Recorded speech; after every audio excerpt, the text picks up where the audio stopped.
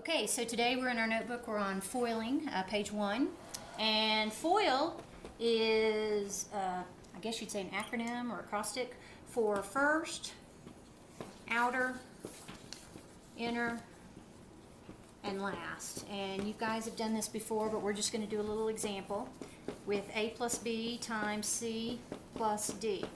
So first would be the first term in each one of your binomials here, so A times C, plus outer would be the outer ones, A and D, plus inner, BC, and then last would be B times D.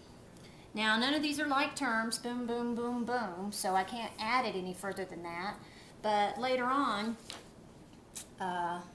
you know, if I do have any like terms, I can add them. So we were always kind of taught this looked like a little boy. What? I'm too close to see the face. I don't get the outer parentheses are like ears and... Yeah, these are like ears and, you know, he's just messed up.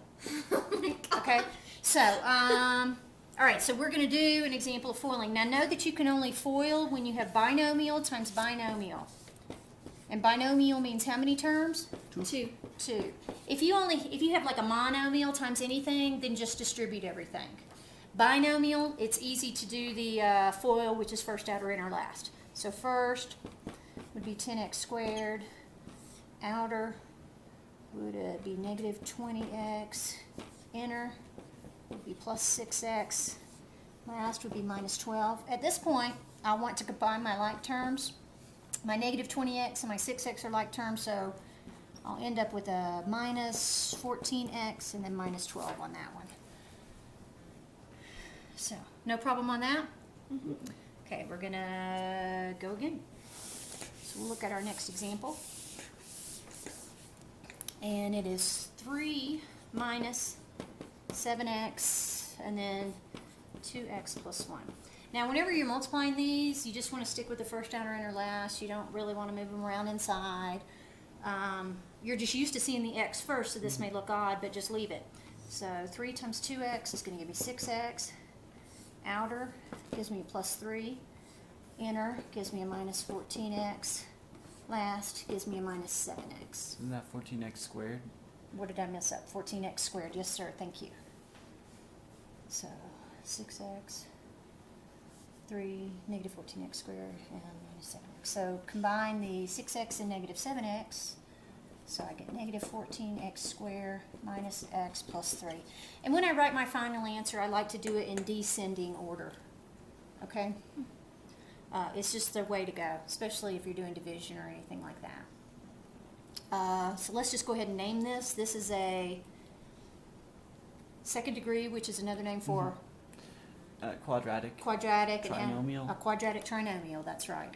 Okay, down where it says squaring a binomial, you have this a plus b quantity square. I have people trying to tell me all the time it's a squared plus b squared. It's not, and we're going to show you why in a second. But what you're going to do is this square, this exponent means I'm going to multiply everything in this parenthesis by itself this many times. So I'm going to write a plus b times a plus b. And then I can use my FOIL, which is first, which is a squared, outer, which is a plus b, inner, which is a plus b, and last, which is b squared.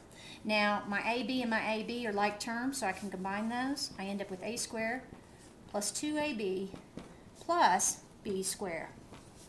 Now, this is called squaring a binomial. There is a really cool thing we're going to look at later called binomial expansion. And you can square them, you can cube them, you can force them, you can raise them to whatever power you want. And there's a really quick and easy way to find out what your coefficients are going to be.